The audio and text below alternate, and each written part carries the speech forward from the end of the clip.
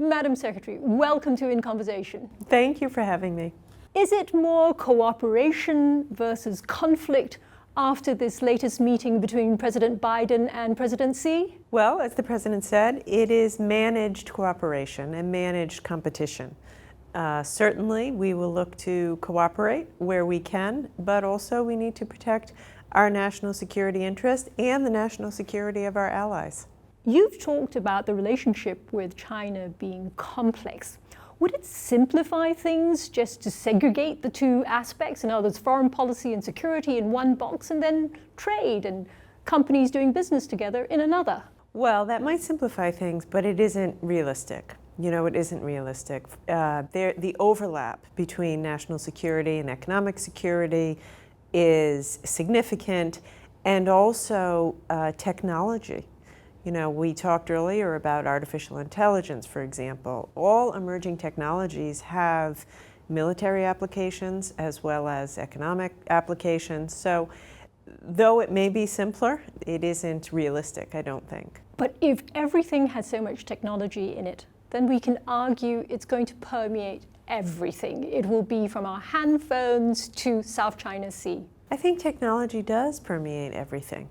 And in fact, that's part of the reason I'm so excited to be in the region this week, is because we have long-standing partnerships with a number of countries in this region. Singapore, for example, where I am today, Japan, where I was yesterday, around technology, around semiconductors, around tech startups, innovation. And we need to continue to encourage that. Talking about semiconductors, some commentators say that the US is actually forcing Asian countries, Southeast Asian countries as well, to choose between the US and China. I mean, ASEAN became China's biggest trading partner last year. So are you pushing us to make a choice that is uncomfortable? Absolutely not, no. The US has a long history of partnering in the Indo-Pacific. For decades, in fact, we've been partnering in the Indo-Pacific. Now, I will acknowledge that for the past few years, the U.S. has not done as much as we should have been doing. And so we are going to change that. I am here now, the Vice President was here earlier, our Defense Secretary was here earlier in the year. The United States always has been, and will continue to be committed to the region and to our allies in the region. So, my visit here, our commitment, it isn't really about China. I mean, in the region, there's 4.6 billion people. 900 million people are entering the middle class on an annual basis. These economies are fast growing. We've had a long-standing partnership here. So the U.S. is just doubling down on our efforts and continuing our legacy of engagement in the region. You've always talked a lot about bringing jobs to the United States, and that's a very important thing, I know, for you. But what about here in Southeast Asia? Can we misunderstand it, or is the subtext on that Asian jobs, does this mean that when you pull American jobs to America, does that mean there'll be fewer jobs for us here in Southeast Asia? I say, no, again, I think there's enormous opportunity to create jobs in Southeast Asia on account of this partnership and this economic framework that we are looking to establish. So it is true that we, of course, want jobs in America and we want to manufacture in America. It's also true that supply chains are global. They always will be global. And we want to, as we say, friend shore as many manufacturing jobs as possible. I'll be traveling to Malaysia the day after tomorrow. Much of our supply chain is made in Malaysia, and we want to support that and encourage that, and throughout the Indo-Pacific. These are our friends, these are our allies. The greater economic collaboration we have, the more job opportunities I think will come to the region. But if we have supply chains going to the US, is it still all right that they make a pit stop over at Beijing? How do you mean pit stop? In the sense that if you're going to have supply chains that are essentially ones that supply the United States, but so much of the trade is also taking place here in Southeast Asia with China. So it will involve, of course, ports of call. Absolutely. No, and that will continue. Again, this isn't a choice. It's not an either or. This is absolutely not either the US or China. Absolutely not. This is, America has had decades-long economic presence and military presence in the region. And at a time of so much growth in the region, and so much technological innovation in the region, the U.S. wants to be ever more present in the Indo-Pacific to continue those partnerships. What about those who say that the U.S. hasn't really been present for the past 4 years? Yeah. So why should we believe you now? Yeah, that's a fair point. That there's some truth to that. There is some truth to that. I would say the past 4 years were a blip. For the past 50 years, we have had a strong presence. We have not, for the past 4 years, shown up as much as we should. There's been a bit of a vacuum. And we are looking to come, roaring back into the region. And we've already, under President Biden's leadership, we have shown up significantly. We hope to bring about a real economic framework of interaction throughout the region. And so I expect to be here again and again. My colleagues do. I know the private sector in America is anxious to make more investments in Southeast Asia. We're looking to make infrastructure investments in the region, cooperate on technology. So it's really, as President Biden says, America is back. And that is the message to the region. For a Southeast Asian viewer listening to you, asking the question, so how is that going to benefit me?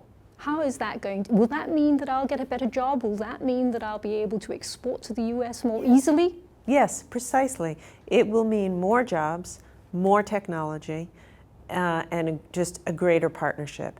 If you're a small business, most people in Southeast Asia and the world work in a very small business. It will mean greater opportunities to digitize your business and export to the United States. It will mean greater opportunities to become trained in digital skills. Hopefully it will mean sending your goods to America will be a little bit easier, maybe digitized or less paper-based than it is today. It may mean infrastructure investments, in your community, done in partnership with the United States. So I think there are, many benefits.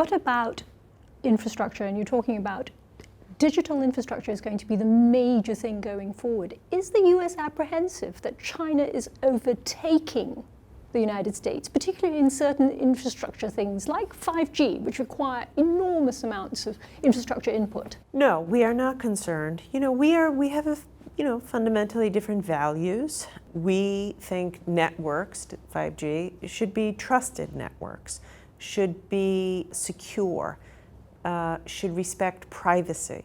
Data should be private. Data flows should be trusted. So, and we will partner with anyone who shares those values.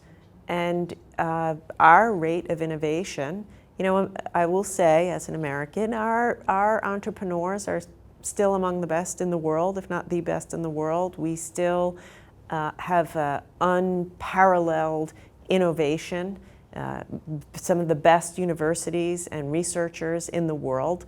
So we are actually feeling very confident about our position and want to work in partnership with our partners in this region. So can China be trusted on the digital front? I think there's many reasons to just look at their behavior and suggest that there's a lot of reasons to be very skeptical.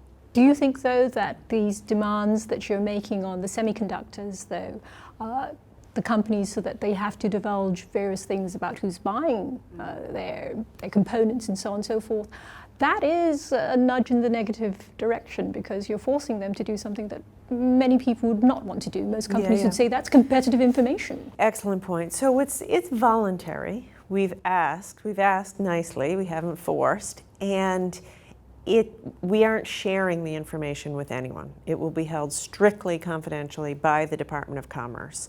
It's designed to increase transparency in the supply chain to help clear up the bottlenecks. I mean, the world is struggling with these supply chain bottlenecks.